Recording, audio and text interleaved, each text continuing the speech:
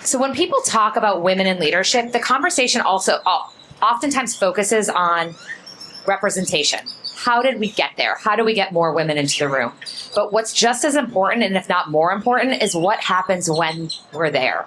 So the women on this stage here are leading in very different environments right now, from a mission-critical public safety platform to a global jewelry brand to a founder-led company to one of the largest career platforms in the world. And what stood out to me in our prep conversation is that leadership today isn't about performance and scale. It's really about, and we heard this in the last panel as well, trust, boundaries, values, and really the courage to lead differently. So with that, I want to start with one question, and if we can go down the line and you can each introduce yourself, but also like each of you took a different path to leadership, and it wasn't necessarily predictable. So what is a career decision that you made that really surprised people to get you into this role? Thanks. I'm Liz Caselli Michelle. I've been here with Brand Innovators before, speaking from the corporate perspective, at Nestle, at Global CPG in Switzerland, and meeting folks I can. And so the real decision that surprised people was to blow that up, leave a VP role at Nestle, move myself back to the US 2 weeks before the election at the height of uncertainty, to switch over to nonprofit marketing and communications, because my assessment at the time was no matter what happens that I can't control in the world, I want to know the impact that I'm having. And I want that to be showing up for people when they need us. So at that time, I joined World Central Kitchen. I've since moved over as Chief Communications Officer at Watch Duty, which, for those of you lucky enough to not yet know us, is a critical tool during wildfires and soon flooding, for those that are in moments of need where you need information. And so that was something I took a very large pay cut to make that transition at first. My fellow expats were really shocked that I would make that choice, but there really hasn't been even my worst days, there hasn't been a single day I've regretted it. Great, love that. You followed your purpose. Hi, I'm Carmen Graf. I'm the Global VP of Marketing at Indeed. And I think probably the one thing that a leadership lesson that I followed was that I did not stay in my lane. I was on the agency side for 27 years. I had worked my way all the way up to the top. Things were great. And I got called for the role at Indeed. And it was very different. It was global. It was 14,000 employees. It was, completely different, very wide and very deep, where I worked on multiple clients. I was on one client now, and it was the best decision I could have ever made. Now I not only have the background and storytelling and creativity, but now I work with the product teams, the UX teams. I can influence product, as well as even, legal, which isn't always the funnest thing to work with. But I would say I didn't stay in my lane. I used my intuition. I believed in myself. I had others believe in me, thank goodness, as well, and made the jump. I'm good. Hi, everyone. Courtney McHugh, and I lead marketing for Kendra Scott, both marketing and sports partnerships. And I think this may surprise you, but probably one of the best career moves I did was take a break. And I actually stepped away because I was very deep in the digital space. And I knew that I wanted to do more marketing as a whole, 360, more integrated. And I wanted to try the sports industry. So I took a break. I was fortunate enough to be able to do that. And I then cold called all the golf companies in Southern California, which is where I was living at the time. When I say cold called, looked them up on LinkedIn, gave them a call and said, this is who I am. This is what I do, and I want to be in the golf industry. Now, as you can imagine, most people did not pick up their phone, did not respond to my emails, but actually the head of Adidas did. And so I became the global marketing director for Adidas. And it truly took about 6 months. But the whole point of that is sometimes you need to take a break and take a step back and reevaluate. If you're going down a path that you're just not sure is for you, recenter yourself and then go for what you want. So. And you love sports. And I love sports, yes, through and through. Love that. I'm Jessy Dover. I am a founder of Dagne Dover and Chief Creative Officer. I would say that the biggest surprising thing that I've done is just continue to stick with it. I show up every day. Getting a brand off the ground that nobody knows to become a household name was a project in and of itself, with so many different stages, from figuring out how to sell as a designer, which was a very interesting process, to opening my first store mid-COVID. I think just continuing to show up, just keep surprising people. I mean, my mom's always like, wow, you did that. I'm like, just here. No, I think It's working. okay. Yeah, sorry, I can't hear myself. So, but I think like one of the common themes is really it's like redefining success for women, right? We each took all of these different paths, and it's like really about how we experience leadership. And Courtney, when we were having our prep conversation, something that really stuck with me is what you said is like leadership isn't always rainbows and butterflies, right? Like sometimes it's hard conversations. We have to make difficult decisions. Like how do you build that kind of trust that allows teams to fail fast and move forward? It's really about transparency. And I have some girlies here from Kendra Scott with me. But they know this. It's about communication. It's about transparency. It's about being vulnerable. It's about being able and having the trust in your team and empowering them. But the team also knowing you may not have all the answers. And so it's about, communication and transparency, because it isn't all rainbows and butterflies. If you think about us as marketers, it's such a broad career, and we're supposed to have the answers to everything at all times, like not possible. So I think for me, it's really building the trust and having that communication and the transparency. So you can fail fast, move forward, try it again, but that's how you're going to make an impact in the company. Yeah. And that's fair. And Liz, like you're obviously leading in a high stakes environment. How does trust show up differently for you, and how can you build that? Yeah, I think one of the things that we talked about was, especially when it comes to some like gendered expectations at work, that idea of like delivering carefully and kindly and landing softly. And I think that it's a healthy exercise to create comfort and trust with not having that much of a prerequisite for communication. That I don't need to give you 10 lines about how I value you and what you're doing right now is important now, but I need you to drop it right now because there is a huge fire in Nebraska. It's having that like pre-established rapport and trust that you can really switch to being very actionable, very clear together, and not have that damage the relationship. But I think that is a muscle that you need to build as an individual and as a team to get to the point that that's not scary and that you recognize the trade-off and the reason why you're going into that mode, and it's something everyone can appreciate and be energized by. But it's not always easy. There are times where you're at high stakes and it does not land in a way that everyone's feeling in the moment. Absolutely. And Jessy, like coming in a founder-led company, how were you able to build that trust and build it so that people can show up like that? Yeah, I think I would agree with you. It's about creating space for people to make mistakes, space for them to consider what might have gone wrong and what they could do differently in the future, if anything. And just being comfortable myself making mistakes, because I think after I dropped my first collection, it did okay. And I was like, this is great. And then I dropped my second collection about 3 years later, which is what everybody knows our brand for now, neoprene bags. One of those being a baby backpack. And after that, I froze a little bit because I was like, oh my gosh, how can I outdo myself? But I had to keep going. And so since then, I've dropped subsequent collections. Some have been great. Some haven't landed the same way. But I think being able to be honest with my team about that and also show them my just true vulnerability around it has been instrumental in creating trust and the confidence in themselves that they can also do the same. Yeah. No, I think that's great. And Carmen, for you, I would ask, like, in such a global corporate role, it's not always as easy to set that up. Like, how were you able to do that? Yeah.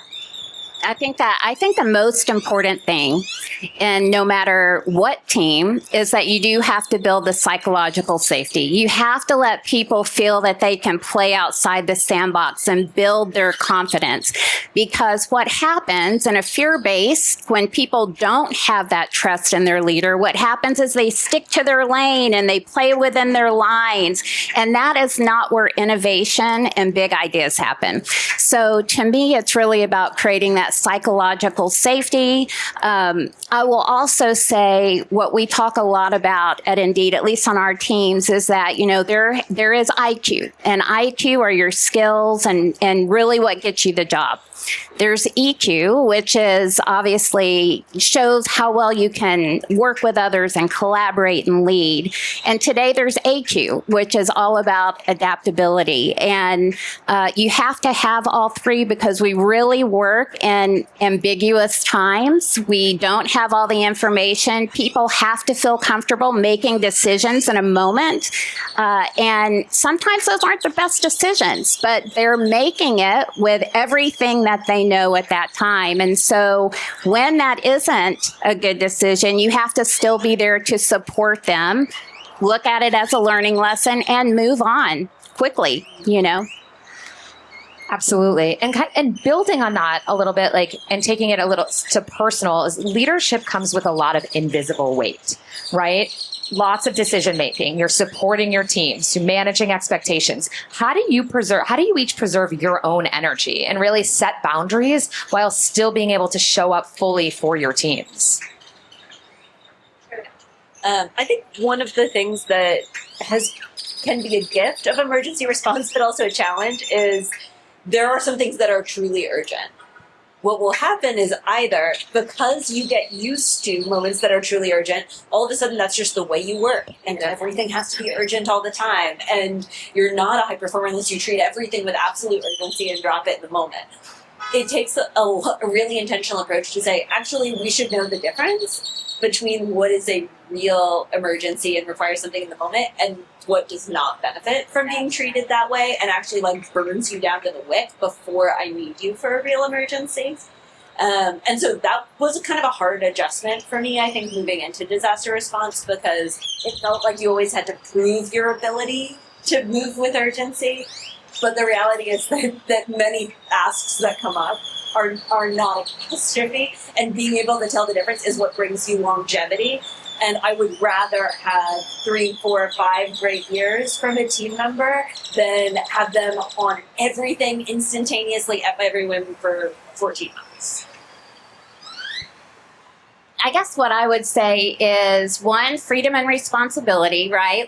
People can have all the freedom, but they have to take the responsibility. Mm-hmm. And then you have to support people with that. I do completely agree with you in that everything is not urgent. There's important things and there's urgent things, and really being able to decipher between the two is kind of the silver bullet, right? So that people can actually focus and do good work. Mm-hmm. And then also a lot of times those important things are great delegation opportunities for people on the team where they get to learn. So, Yeah.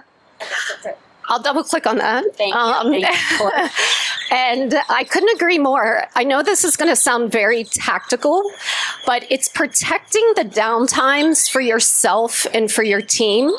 And that means when they're on PTO and when you're on PTO, take PTO. Unlike Liz, we are not saving lives in the jewelry category. And it's not an emergency.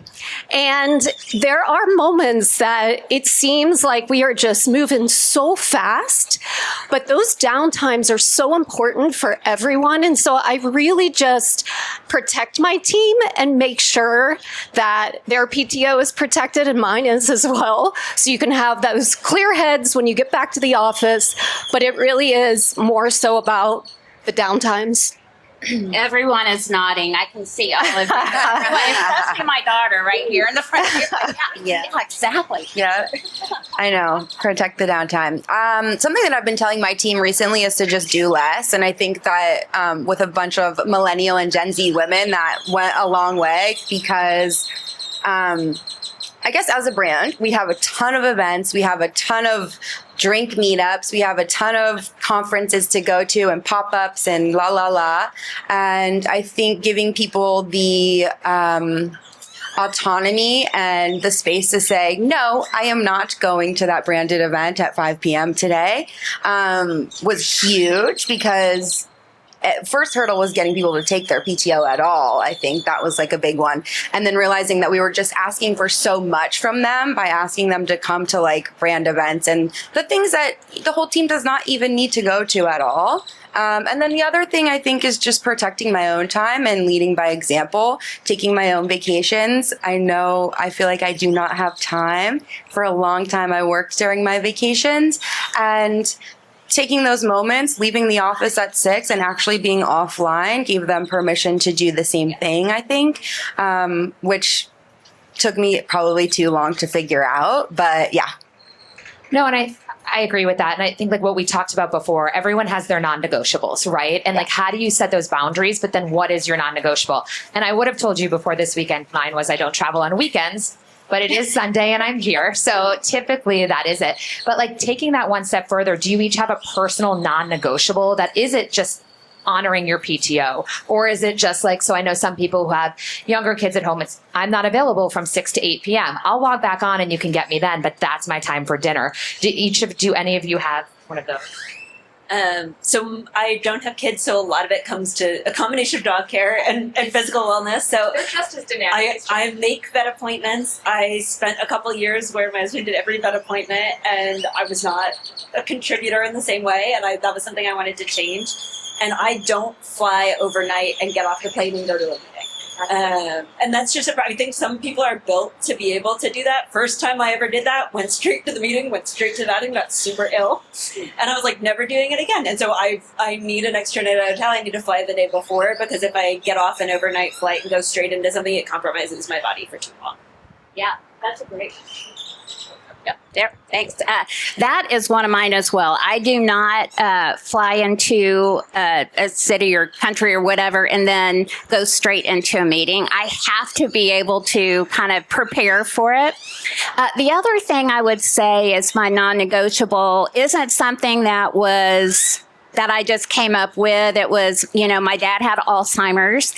And so any time that my mom, as a caregiver, needed me, I showed up and I told everyone on my team while I was not there. And so things, and he has passed now, but at the same time, I don't know what my non-negotiable is going to be tomorrow. I know something will come up, but I think you just have to keep it fluid and go with your life, and that will be your non-negotiable. For me, it's minimum working out 3 days a week. So that's my non-negotiable. And if it comes toward the end of the week and I haven't done that, you better believe I'm coming in late, leaving early, because I have to work out for my mental stability at least 3 times a week. Yes. I need to start that. That's adding to my guess. But another one that I recently started over the last 4 weeks is emailing my team on the weekends. So recently it's ramped up. We have a new CEO in place, Chris Blakesley. He's absolutely amazing. But as you all can imagine, there's a lot that goes into a new C-suite. And with that said, there's just a lot more happening on the weekends. I may take those emails. I may respond to the emails, but one of my new non-negotiables is until maybe Sunday evening, I'm not emailing my team on the weekends. I'm just not doing it. So I may protect them and they may get a Sunday night or first thing Monday morning email that's quite long, and they can attest to that. But at least over the weekend, I'm trying to protect them. That's nice. Can you do that for me? I'm trying. Yeah, I guess I would say working out is one of them, but to me, it's very fluid too. One thing that is non-negotiable to me is to reevaluate every month or every quarter what it is that I actually need, because it definitely changes depending on what's going on in my life. And sometimes I really need to pay attention to my health. So I'm like, guys, I'm off. I'm doing these workouts. I mark them on the calendar and everybody works around it. I think really just being communicative, though, and clear is the key to all of it, because people get it. They understand everybody's performing at our level, and it's like they know that everybody needs something different in order to make it all work. So, yeah. No, I love that. And I think it's so important to understand that it's part of knowing yourself in a leadership role as well. Yeah. I think we have a couple minutes left. But we'll do like maybe a lightning round, right? So I'd ask, what is a piece of leadership advice that you completely disagree with? Starting with Me? you. Okay, sure. That involved leadership is bad. I think that it's a load of crap because I think that professionals should know their craft and you should know it well. Obviously, micromanagement is not the way to go, but understanding what's going on, developing your team, and making sure that you're there for them, I guess, in a supportive way when they need to make those big decisions, not taking over, but like really knowing what's going on, I do think is important, especially because there's so much stuff that comes up. I think that, maybe this is more relevant for design. But knowing what they're going through is really important to me and not having a huge gap between like what is going on with me and what's not. I've had leaders in the company before that weren't super involved in what was going on in the day to day. And there tended to be a gap around like what they were asking from people and what people were able to provide to them. So I think kind of like making sure that gap or vacuum rather is not there is really important. But it's a balance because you can over manage obviously too and kind of bombard people. But yeah, just finding that balance I think is important.